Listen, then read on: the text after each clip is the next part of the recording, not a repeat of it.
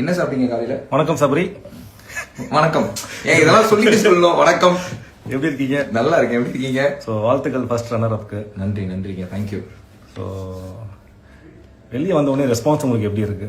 ரொம்ப நல்லா இருந்ததுங்க.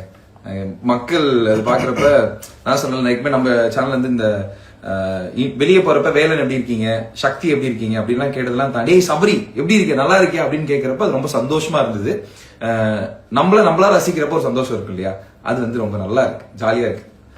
ஸோ நீங்க வெளியே வந்த உடனே ஃபர்ஸ்ட் பண்ண விஷயம் என்ன விஷயம்? பரவாயில்ல, முருகன் கோயிலுக்கு சாமி கும்பிட்டேன். ஆமாங்க, அங்க முடிஞ்சது இல்ல, ஷூட் முடிஞ்சதுன்னா எல்லாரும் பேசிக்கிட்டு இருந்தோம். அப்புறம் வந்தோம், காலைல 4 மணிக்கு இங்க கோயில்ல போய் இது பண்ணியாச்சு. அப்புறம் 5 மணிக்கு ஓப்பன் பண்ணாங்க, சாமி கும்பிட்டு அதுக்கப்புறம் கிளம்பியாச்சு. ஸோ உங்களுக்கும் எஃப்ஜேக்கும் உள்ள பாண்டை பத்தி சொல்லுங்க. எஃப்ஜே வந்து எனக்கு ஒரு நல்ல தம்பி. ஆனா உள்ள வந்து நாங்க அண்ணன் தம்பின்னு காமிச்சிக்கவே இல்லை கடைசி வரைக்கும். எப்படின்னா வந்து அவங்க அந்த படி ஓட்டி இறங்கினதுக்கு அப்புறம் தான் அண்ணா அம்மா, படியில இருந்து திருப்பி கால வச்சுட்டா தம்பி அப்படிமா. ஸோ அதை பொறுத்த வரைக்கும் வந்து ரொம்ப ஒரு அவன் மறக்க முடியும், லைஃப்ல மிஸ் பண்ண முடியாத ஒரு பர்சன்ல எஃப்ஜே ஒருத்தன். அது லைஃப்ல கண்டிப்பா தொடரணும்னு நான் நினைக்கிறேன். சாப்பிட்டீங்களா சபரி அண்ணா அப்படின்னு ஒருத்தர். ஏய் தேங்க்யூங்க. இன்னும் சாப்பிடல, இனிமே சாப்பிட்டேன். கொஞ்சோண்டு சாப்பிட்டேன். அம்மா அடிப்பாங்க. கேசரி கொஞ்சம், பொங்கல் கொஞ்சம் சாப்பிட்டேன். நீங்களா சாப்பிட்டீங்களா? சபரிக்கு எந்த மாதிரி வைஃப் வரணும்னு எக்ஸ்பெக்டேஷன்ஸ் இருக்கு? புரியல. சபரிக்கு எந்த மாதிரி மனைவி வரணும்னு ஒரு ஆசை இருக்கு? ஐயா, எனக்கு வந்து உண்மையிலேயே ஒரு கல்யாணம் பண்ணிக்கணும்னு ஒரு ஆசை எல்லாம் இருக்கு. கண்டிப்பா எனக்கு எக்ஸ்பெக்டேஷன்லாம் கிடையாது. அவங்களா இருந்தா போதும், அவ்வளவுதான்.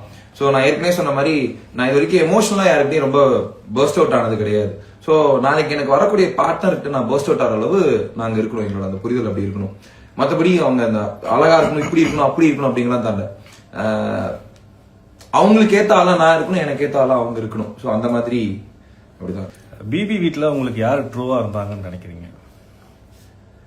நான் எனக்கு ரொம்ப ட்ரூவா இருந்தாங்க அப்படின்னு நான் நம்புறது வந்து எஃப்ஜே, கனி, விக்ரம், எல்லாருமே ஓரளவு ட்ரூவா தான் இருந்தாங்க. ரம்யா எல்லாருமே ட்ரூவா தான் இருந்தாங்க.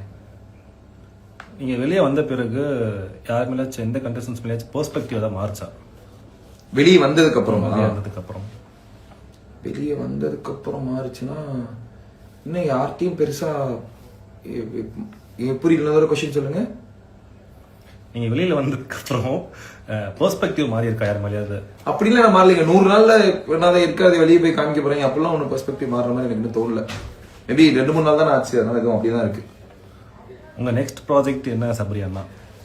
அண்ணா இது வரைக்கும் நான் எதுவும் முடிவு பண்ணல. ஒரு 3 நாளா அது அப்பா அம்மா, ஃப்ரெண்ட்ஸ், குழந்தைங்க அப்படின்னு எல்லாம் வெளியே போய் அவங்க எல்லாம் பாத்துக்கிட்டு அவங்க கூட ஜாலியா இருக்கேன். இன்னும் எதுவுமே அதை பத்தி யோசிக்கல. உங்களுக்கு எல்லாம் சொல்லாமையா? கண்டிப்பா உங்ககிட்ட சொல்லலாம். சபரி எப்படி கோவத்தை கண்ட்ரோல் பண்றாரு? நான் கிரியா நிறைய பண்ணுவேன். ஸோ அது முன்னாடில இருந்தே அப்படிதான். ஸோ இந்த கிரியா வந்து எனக்கு ரொம்ப யூஸ்ஃபுல்லா, சுதர்ஷன கிரியா வந்து எனக்கு ரொம்ப ரொம்ப யூஸ்ஃபுல்லா இருந்தது. மெடிடேஷன் அது ரொம்ப யூஸ்ஃபுல்லா இருந்தது. கோவத்தை கண்ட்ரோல் பண்றது தப்பு இல்லைல்ல. உங்களை பார்த்தா என்னோட சொந்தக்கார பையன் மாதிரி ஃபீல் ஆகுது. எனக்கு சொந்தக்கார பையனா தான் இருப்பான். யாருன்னு பாருங்க, பேர் பாருங்க. சத்யா செல்லா தெரியல, எனக்கு தனித்தனியான சொந்தக்காரங்க இருக்காங்க. 2 பேரும் இருக்குன்னு நினைக்கிறேன். ஸோ உங்களுக்கு பிடிச்ச டாஸ்க்னா எந்த டாஸ்க் சொல்றீங்க? இப்போ தலைவா எனக்கு உண்மையிலே எல்லா டாஸ்க்குமே ரொம்ப பிடிக்கும். அது பிடிச்சி ஜாலியா விளையாடுவோம். அந்த மாதிரி தான் ஒரு டாஸ்கா இருக்கும். எனக்கு ரொம்ப பிடிச்சதுன்னா லாஸ்ட் அந்த புலம்புற டாஸ்க் ஒன்று கொடுத்தாங்க. ஸோ நான் யாருக்கிட்டையுமே அந்த பிபிஓஸ்ல புலம்பாத ஒரு விஷயத்த வானத்தை நோக்கி புலம்பிட்டே இருந்தேன். கடைசியில போய் அது வந்து அந்த புலம்புறது எனக்கு உண்மையிலே ரொம்ப பிடிச்சிருந்தது. 5000 ரூபாய் டிப்ஸ் வாங்கிக்க தெரியுமா? தெரியாது. ஸோ பிக் பாஸ்ல நீங்க கத்துக்கிட்ட ஒரு விஷயம்னா என்ன விஷயம்? பிக் பாஸ்ல வந்து நம்மளா இருந்தாவே போதுங்க. இந்த எப்படி சொல்றது, இவங்களுக்காக ஒரு விஷயம் அவங்களுக்காக ஒரு விஷயம் எல்லாம் பண்ணணும்னு அவசியமே கிடையாது. நம்மளா இருந்தா போதும். பிடிச்சவங்க கூட இருப்பாங்க, பிடிக்காதவங்க போயிட்டே இருக்கு, ஒரு பிரச்சனையே கிடையாது. முதல்ல எனக்குள்ள இருக்க சபரியை நான் பாத்துக்கிட்டாவே மத்தவங்க எல்லாத்தையும் நான் நல்லா பாத்துக்கலாங்கிற ஒரு நம்பிக்கை இருக்கு. ஸோ ஓவரால் பிபியோட எக்ஸ்பீரியன்ஸ் உங்களுக்கு முதல் நாள் கால் எடுத்து உள்ள வைக்கும் போது வரைக்கும் லாஸ்ட் வரைக்கும் நீங்க நிற்கும் போது உள்ள எப்படி இருந்தது உங்களுக்கு? பக்குன்னு இருந்ததுங்க. ஆனா ஒரு சில சமயம் எதுக்கு இந்த நிறைய சொல்லுவாங்க, பிக் பாஸ் அடிக்கடி சொல்லுவாரு, உங்களை கூப்பிட்டா நீங்க ரெஸ்ட் ரூம் போயிருங்க அப்படின்னு சொல்லிட்டு எதுக்கு பயம் வருதுன்னே தெரியாது. சரிங்களா? நம்மளாம் இவ்வளவு கோவப்படுமா நம்மளுக்கு தெரியாது, இவ்வளவு அழுவுமான்னு தெரியாது. ஆனா உள்ள போனதுக்கு அப்புறம் நம்மளோட இமோஷன்ஸ் எல்லாமே இன்டூ 10 தான் இருக்கும். ஒரு மாதுளம்பழத்துக்கு சண்டை போட்டோமான்னு கேட்டா ஏன்னா மாதுளம்பழத்துக்குலாம் சண்டை போடுறீங்க அப்படின்னு யோசிக்க தோணும். ஆனா உண்மையிலேயே உள்ள வந்து இந்த எல்லாருமே சொல்ற மாதிரி தான், இந்த ரெகுலர் வார்த்தை, இந்த எமோஷனல் ரோலர் கோஸ்டர்னு சொல்லுவாங்கல்ல, ரொம்பவே இருந்ததுங்க. இந்த அதிகப்படியான அன்பு, அதிகப்படியான விட்ரேல், அதிகப்படியான பாசம் எல்லாமே டு த கோர் தான் உள்ள பார்த்தோம். அதனால எக்ஸ்பீரியன்ஸ் பொறுத்தா என் லைஃப்ல இந்த மாதிரி ஒரு எக்ஸ்பீரியன்ஸ் கிடைச்சது கிடையவே கிடையாது. இந்த லாஸ்டா பிக் பாஸ் இதுக்கு மேல நான் பேச மாட்டேன் அப்படின்னு சொல்லிட்டு இதோட சரி அப்படின்னு சொல்றப்ப அந்த லைட் ஆஃப் ஆன மூமெண்ட் இருக்குல்ல, அவ்வளவுதான். நம்மள கைட் பண்ணி கூட்டு போன ஒரு இது இல்ல அப்படிங்கிற மாதிரி அது ஒரு மாதிரி ரொம்ப கஷ்டமா இருந்தது. உள்ள போறப்ப ஒரு மாதிரி நிறைய விஷயம் இருக்கும். இப்ப நம்ம பேசிட்டு இருக்கீங்க, இப்ப இந்த இடத்துல பேசிட்டு இருக்கீங்க, நீங்களாம் வந்து எனக்கு தப்பே நினைக்க மாட்டீங்க நம்பிட்டு இருக்கவங்க தான் இந்த பக்கம் திரும்பி அவன் என்ன பண்ணா தெரியுமா அப்படின்னு ஒருத்தர் எல்லாம் சொல்றப்ப சரி ஓகே இதுதான் அந்த அப்படிங்கிற மாதிரி ஆகி போச்சு. நல்லா இருந்தது. நிறைய பேர் வந்து ஒரு விசில் அடிங்க சபரி, ஏன்னா திவ்யா வந்து வின்னர் அனௌன்ஸ் பண்ணும்போது நீங்க எடுத்த உடனே யோசிக்காம ஒரு செலிப்ரேட் பண்ணி விசில் அடிச்சீங்க. அந்த மாதிரி விசில் அடிங்கன்னு கேட்கறாங்க. சவுண்ட் அதிகமா இருக்கு, பரவாயில்லையா? பரவாயில்ல அடிங்க. அதுதான் சொன்னேன் காது வலிக்கும் அப்படின்னு சொல்லிட்டு. ஸோ பாருவை பத்தி சொல்லுங்க. பாரு வந்து நல்ல பிளேயருங்க. ஆக்சுவலி அவங்க சூப்பரான கேமர். ஆனா இப்படி விளையாண்டுருக்க வேணாங்கிறது மட்டும்தான் எனக்கு பாரு மேல ஒரு விஷயமா இருந்தது. பாரு வந்து ஒரு 10,000 பேர் இருந்தாலும் அவங்களை வந்து ஹோல்ட் பண்ணக்கூடிய ஒரு விஜே நான் வெளியே பார்த்திருக்கேன். பட் ஆனா அது உள்ள வந்து அவங்க அந்த ஹோல்டிங் நிறைய விஷயத்துல நிறைய கேம் நல்லா விளையாண்டுருக்காங்க. பட் ஒரு சில இடத்துல இப்படி விளையாண்டுருக்க வேணாம் அமைக்கிறது என்னோட கருத்து. பிக் பாஸ் வீட்ல மறக்க முடியாத ஒரு மெமரிஸ் என்ன, மறக்க வேண்டிய ஒரு மெமரி என்ன? பிக் பாஸ் வீடே மறக்க முடியாத ஒரு மெமரி தான். அதுல முக்கியமா என்னன்னா சேதுனாவும் இந்த வாடா போடா சொல்லி கூப்பிடுறது வந்து அவ்வளவு சீக்கிரம் நடந்தது இல்லை இந்த சீசன்ல. அது எனக்கு ரொம்ப பெருமையா இருந்தது, ரொம்ப சந்தோஷமா இருந்தது. சேதுனா வந்து இக்குவல் நம்மடா உள்ள அந்த சகோதரான்னு கூப்பிட்டது இதெல்லாம் வந்து நான் லைஃப்ல மறக்க கூடாதுன்னு நினைக்கிற விஷயங்கள் நிறைய.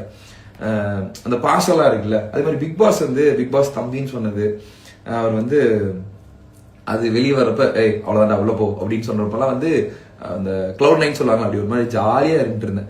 ஏன்னா எனக்கும் அந்த மனுஷனை தவிர வேற யாருக்கும் வந்து நான் பேச முடியாது, இவங்ககிட்ட பேசலாமா பேச முடியாதான்னு தெரியாது. அந்த வாய்ஸ்க்கு மட்டும்தான் அந்த மொமெண்ட் வந்து என் லைஃப்ல மறக்கவே முடியாது.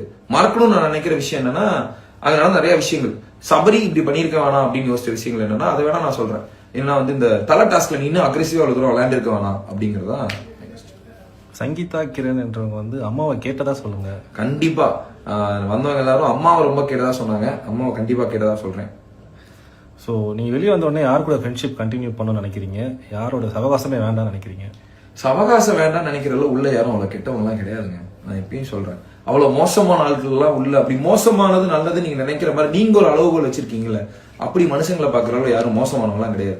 என்னை பொறுத்த வரைக்கும் எல்லாருமே உள்ள ஒழுங்கா தான் இருக்கும். இந்த நல்லவங்க கெட்டவங்க மோசமானவங்க அப்படின்னு நான் பிரிக்கலாம் விரும்பல. எல்லாருமே ஒரு அந்த பாயிண்ட்ல நீங்க இருந்தா மட்டும்தான் தெரியும் நீங்க என்ன பண்ணிருப்பீங்க அப்படின்னு சொல்லிட்டு. அதனால எல்லாருமே நல்லா தான் இருக்கும், ஜாலியாக தான் இருக்கும், அது ஒன்றும் பிரச்சனை இல்லை. ஸோ அந்த ஸ்டேஜ் மூமெண்ட் ஃபினாலி ஸ்டேஜ் மூமெண்ட்ல விஜய் சதீப் சார் ரைட் சைடில் நீங்களும் லெஃப்ட் சைடில் திவ்யாவும் இருக்கும்போது அந்த மூமெண்ட் உங்களுக்கு எப்படி இருந்தது? நல்லா இருந்தது. ஒரு மாதிரி அவர் ஜாலியாக அப்படி கையெல்லாம் விளையாட ஆடிட்டு இருந்தாரு. எனக்கு இந்த சொன்னாங்களே அந்த பதபதப்பு அந்த மாதிரி இல்லை. அங்க இருந்த யாரு ஜெயிச்சாலுமே அது டிசர்விங் தான். ஏன்னா 105 நாள் உள்ள இருக்கிறது வந்து சாதாரண விஷயமே கிடையாது. அதை இத்தனை நாள் மக்கள் சப்போர்ட்டோட இவ்வளவு தூரம் கூட்டு வந்திருக்காங்க. அதுல யாரு ஜெயிச்சாலுமே அது உண்மையான ஒரு வெற்றியா தான் இருக்கும். அந்த வெற்றியா தான் நான் பார்த்தேன். ரொம்ப நல்லா இருந்தது. அது மாதிரி எனக்கு என்னன்னா ரொம்ப சந்தோஷமா இருந்தது. வெளியே நம்ம வந்த மக்கள் நமக்கு கை தட்டுறாங்கல்ல, அந்த மொமெண்ட் அந்த ஸ்டேஜ் எல்லாம் இருக்கப்ப அத்தனை கண்களும் நம்மள பாக்குதுன்னு நினைக்கிறப்ப அது ரொம்ப ஜாலியா இருந்தது. அந்த மொமெண்ட் வந்து ரொம்ப சந்தோஷமா இருந்ததுங்க. ஸோ அந்த லாஸ்ட் நீங்க 3 பேர் இருக்கும்போது யார் வின் பண்ணுவாங்க நீங்க நினைச்சீங்க? நாங்க அப்படி நினைக்கிறது இல்லைங்க. நாங்க பேசிப்போம், இந்த பாயிண்ட் வச்சு நீ வின் பண்ணிடுவேன், இந்த பாயிண்ட் வச்சு யாரு வின் பண்ணாலுமே சந்தோஷம் தான் நினைச்சிட்டு தவிர நீங்க நானும் சொல்லிக்கவே கிடையாது.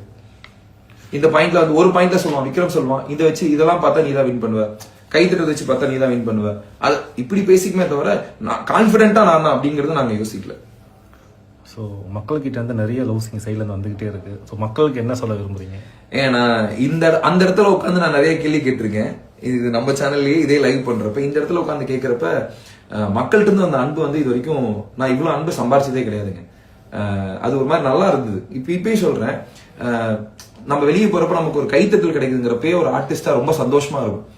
அதை தாண்டி இந்த ஏற்கனவே சொன்ன மாதிரி சக்தியா லவ் பண்ணவங்க, வேலைனா லவ் பண்ணவங்க, இப்ப சபரின்னு சொல்லி பேர் சொல்லி லவ் பண்றாங்கல்ல, இந்த லவ் வேற நான் என்ன பண்ணியிருந்தாலுமே எனக்கு கிடைச்சிருக்காமான்னு தெரியல.